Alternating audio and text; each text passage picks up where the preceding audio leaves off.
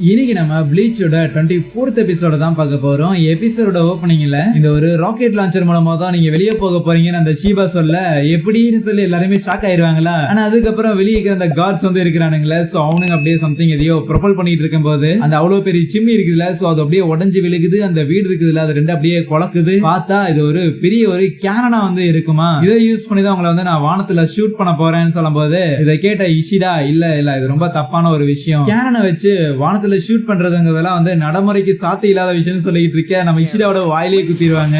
நம்ம ஹீரோவும் ஏதாவது சொன்னாங்கன்னா கேட்டு தலையாடான்னு சொல்லிட்டு இருக்க. அதுக்கப்புறம் நம்ம ஹீரோவோட கையில ஸ்பிரிட் கோர் அப்படின்னு ஒண்ணு வந்து கொடுப்பாங்க. இதை கையில வச்சுக்கிட்டு உன்னோட ஸ்பிரிச்சுவல் எனர்ஜியை நீ போக்கஸ் பண்ணுன்னு சொல்ல நம்ம ஹீரோவும் வச்சு அப்படியே அழுத்திக்கிட்டு இருப்பானா.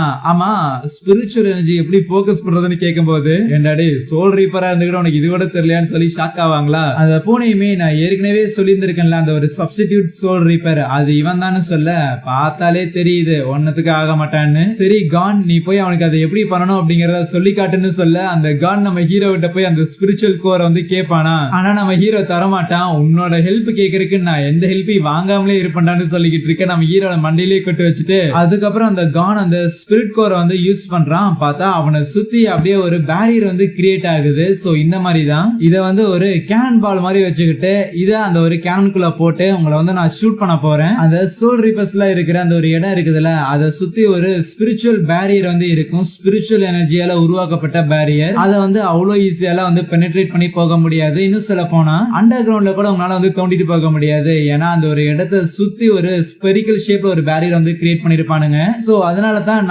நான் உருவாக்குன இந்த ஒரு ஸ்பிரிச்சுவல் கோரை வந்து யூஸ் பண்ண போறோம். இது டெம்பரரியா உங்களுக்கு ஒரு பேரியரை கிரியேட் பண்ணி அந்த ஒரு பேரியரை வந்து பிரேக் பண்றதுக்காக உங்களுக்கு வந்து கண்டிப்பா ஹெல்ப் பண்ணும் அப்படின்னு சொல்ல அந்த கான் இருக்கிறான்ல, சோ அவன் அந்த ஒரு ஸ்பிரிட் கோர் வந்து யூஸ் பண்ணிருப்பான். சோ அவனோட எனர்ஜி வந்து பயங்கரமா ட்ரெயின் ஆகிட்டு இருக்கும். இது எல்லாத்தையும் எக்ஸ்பிளைன் பண்ணி முடிச்சுட்டு சரி உங்களுக்கு ஏதாவது டவுட் இருக்கான்னு கேட்க நம்ம ஹீரோ கையை தூக்குவானா. ஓகே, டவுட் எல்லாம் கிளியர் நினைக்கிறேன், எல்லாரும் கிளம்புங்க அப்படின்னு சொல்ல அந்த காட் இருக்கிறான்ல அவனுங்களா நம்ம ஹீரோஸ் எல்லாம் தூக்கிட்டு ட்ரைனிங் கொடுக்கறதுக்காக வந்து திருப்பி அந்த இடத்துக்குள்ள வந்து கூட்டிட்டு போயிடுறானுங்களா. ஆனா அப்ப அந்த கான் இருக்கிறான்ல அவன் நம்ம ஷீபா கிட்ட, ஆமா இப்போ அவங்களுக்கு வந்து உண்மையாலே நீ வந்து ஹெல்ப் தான் பண்ண போறியா அப்படின்லாம் கேட்கும் போது ஏன் பண்ணக்கூடாதான்னு கேட்க, இல்ல நம்ம அண்ணனுக்கு வந்து என்னாச்சு அப்படின்னு எனக்கு தெரியுதுல்ல, அப்புறம் நீ வந்து சோல் ரீப்பருக்கு ஹெல்ப் பண்றனா அது என்ன அர்த்தங்கும் போது நீ சொல்றதெல்லாம் உண்மைதான், பட் இருந்தாலும் அவங்க முன்னாடி நீ இந்த மாதிரியான ஒரு வீக்கான ஃபேஸ் வந்து வச்சுக்க கூடாது அப்படின்னு சொல்லிட்டு நம்ம ஹீரோக்கு வந்து ட்ரைனிங் கொடுக்கறதுக்காக அந்த கானையை அனுப்பிவிட இப்ப இன்னொரு பக்கம் அங்க அந்த சோல் ரீப்பர்ஸ்ல இருக்கிறாங்கள பார்த்தா ஒரு மீட்டிங் வந்து போட்டிருந்திருப்பாங்க போல. சோ அதனால இந்த ஒவ்வொரு ஸ்குவாட்லயும் ஒவ்வொரு கேப்டன் வந்து இருப்பாங்களா. ஆனா அந்த ஒவ்வொரு கேப்டனுக்கும் அசிஸ்டன்ட் மாதிரி லூட்டனட் அப்படின்னு சொல்லி ஒவ்வொருத்தங்களும் இருப்பாங்க. ஆனா அந்த மாதிரி தான் இந்த பியாக்கியாக்கு நம்ம ரெஞ்சி வந்து ஒரு லூட்டனட்டா இருப்பானா. அப்படியே இந்த லூட்டனட்டுக்கான பேட்ச் எல்லாம் போட்டுட்டு சம்திங் எதுக்கும் நம்மள வந்து சமன் பண்ணிருக்காங்க, வாங்க போவோம் அப்படின்னு சொல்லிட்டு அப்படியே ஒரு இடத்துக்கு போவாங்களா. அப்ப அந்த இடத்துல மோமோ அப்படின்னு சொல்லி ஒரு பொண்ணு வந்து இருப்பாளா. அந்த பொண்ணு வந்து ஒரு மாதிரி சோகமா இருப்பா. ஏன் என்னாச்சுன்னு கேட்கும் போது இல்ல கேப்டன் எய்சனை வந்து நீ ரீசெண்டா மீட் பண்ணியான்னு கேட்கும் போது ரெஞ்சி மீட் பண்ணியிருந்திருப்பான், பட் இருந்தாலும் இல்ல அப்படின்னு போய் சொல்லுவானா.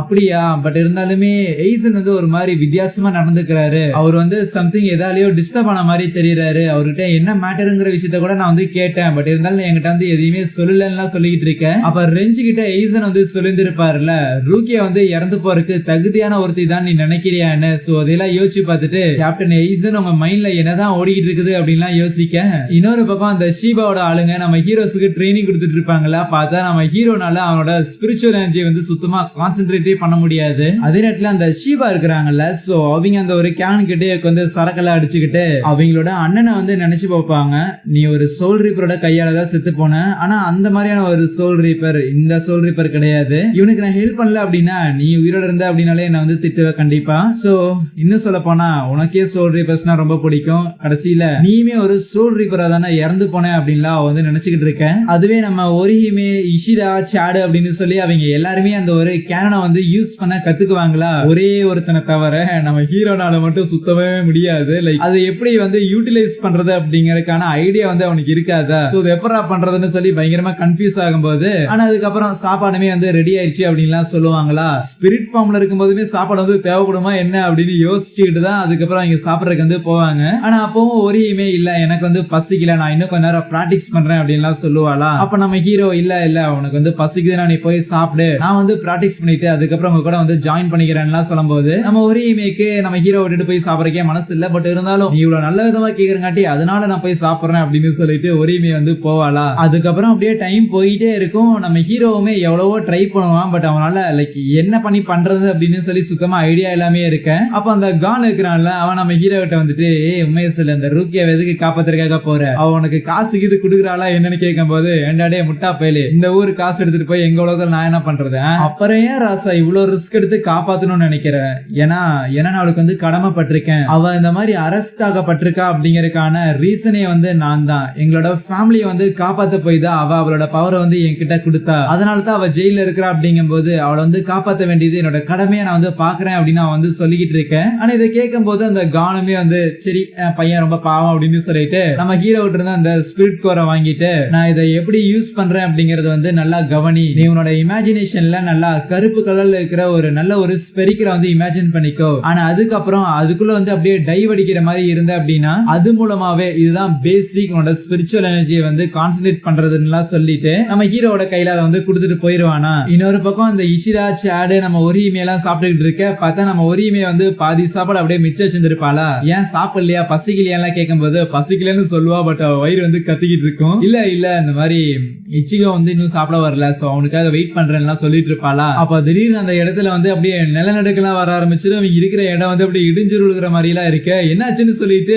வேகமா அந்த ஷீவை வந்து பாப்பாங்க. அந்த இடத்துல நம்ம ஹீரோவோட ஸ்பிரிச்சுவல் எனர்ஜியை வந்து கண்ட்ரோல் பண்ண முடியாம அந்த ஸ்பெரிக்கல் பால் வந்து லைக் அப்படியே பெருசாயிட்டே இருக்குமா. டே முட்டா பையில கண்ட்ரோல் பண்றா அப்படிங்கிற சொல்லி அந்த ஷீபா வந்து கத்திக்கிட்டு இருக்க. சோ அதுக்கப்புறம் எப்படியா நம்ம ஹீரோவை மேனேஜ் பண்ணிட்டு அந்த ஒரு பால் வந்து அப்படியே லைக் குட்டியா மாத்திடுறானா. சூப்பரா பண்ண அப்படின்னு சொல்லி அங்க இருக்கிறீங்களா பாராட்ட நம்ம ஹீரோவும் சூப்பர் அப்படிங்கும் போது கான்சென்ட்ரேஷன் மிஸ் ஆகி அந்த ஸ்பியர் பிரேக் ஆயிருதா. அவ்வளவுதான் அந்த ஷீபா நம்ம ஹீரோவையும் சரி அந்த கான் இருக்கிறான்ல, சோ ரெண்டு பேரையும் அடிச்சுக்கிட்டு உங்க ரெண்டு பேரும் இன்னைக்கு சோறு இல்லடா வீட்டை உடைக்க பாத்தீங்களா அப்படின்னு சொல்லி கத்திக்கிட்டு இருக்க. இப்ப அதுவே அந்த இச்சிமாரு இருக்கிறான்ல, அவன் அப்படியே அந்த ஒரு மீட்டிங் ஹாலுக்கு வருவானா. பார்த்தா அங்க இருக்கிற எல்லா ஸ்குவாடோட கேப்டனும் இருப்பானுங்க. அப்புறம் எல்லாரும் எனக்காக தான் வெயிட் பண்ணிட்டு இருக்கீங்க போலயே. அப்புறம் இந்த ஸ்குவாட் 13ஓட கேப்டன் எங்க போனான்னு கேட்க, அவருக்கு வந்து எப்பவும் போல உடம்பு சரியில்லை, சோ அதனால இன்னைக்கு வரலன்னு சொல்லும்போது, ஓ அப்படியா சரி எதுக்கு எல்லாரும் என்ன கூப்பிட்டீங்க. அப்ப கென்பாச்சி இச்சிமாரு தெரியாத மாதிரி நடிக்காத, இன்ட்ரூடர்ஸ் வந்திருக்காங்க அப்படின்னு தெரிஞ்சிருந்தோம் நீயா சோலோவா போய் எதிர்க்கிற அப்படின்னு சொல்லிட்டு அவங்க எல்லாரையும் வந்து தப்பிக்க விட்டுட்டேன். ஆஸ் ஒரு கேப்டனா உன்னோட பவரை வச்சு கண்டிப்பா அவங்களை வந்து பினிஷ் பண்ணிருக்க முடியும். பட் ஏன் பண்ணல அப்படின்னு கேட்கும்போது, ஐயோ நான் வந்து அவங்களை கொலை பண்ணிட்டு தானே நினைச்சேன், மிஸ் ஆயிடுச்சுப்பா, ஏன் தப்பு இல்லப்பா அப்படின்லாம் சொல்லுவானா. அங்க இருக்கிறவங்க எல்லாருமே வந்து லைக் கன்னியூஸா இதை வந்து ஆர்கியூ பண்ணிட்டே இருப்பாங்க. பியாக்குயா இருப்பான்ல அவனும் அங்க இருப்பான். பட் இருந்தாலும் இவனுங்களாம் வந்து கத்திக்கிட்டு இருப்பாங்க. அவன் எந்த ஒரு ரியாக்ஷனும் கொடுக்காம இருக்க. அங்க யமமோட்டோ அப்படின்னு சொல்லி ஒரு வயசானவர் ஒருத்தர் இருப்பாரு. சோ வயசானவர் அப்படின்னாலே ஆனிமேல கெத்து தானே. அவரு கேட்பாரு, டே இச்சிமாரு உன்னாலதான் அவங்க வந்து தப்பிச்சாங்க அப்படிங்கும் போது, மேபி இருக்கலாம், சோ அதனால அவங்க தப்பிச்சு போனதுக்கு எந்த ஒரு பனிஷ்மெண்டா இருந்தாலும் நான் ஏத்துக்க தயார்னு சொல்லிக்கிட்டு இருக்கேன். அப்ப எய்சன் இச்சிமாரு கிட்ட மௌனையும் கிட்ட கொஞ்சம் ஒரு மேட்டர் பேசி ஆகணும்னு சொல்லும் போது, ஆனா அப்ப திடீர்னு அந்த இடத்துல வந்து அலர்ட்லாம் விட ஆரம்பிக்கிறாங்க. திருப்பி இன்ட்ரோடியூஸ் வந்து வந்துட்டாங்கன்னு, ஓ மறுபடியும் வந்திருக்காங்களா அப்படின்னு அந்த இச்சிமாரு நினைக்கும் போது அங்கே இந்த ஒரு எபிசோடே முடிக்கிறாங்க. So yeah thank you.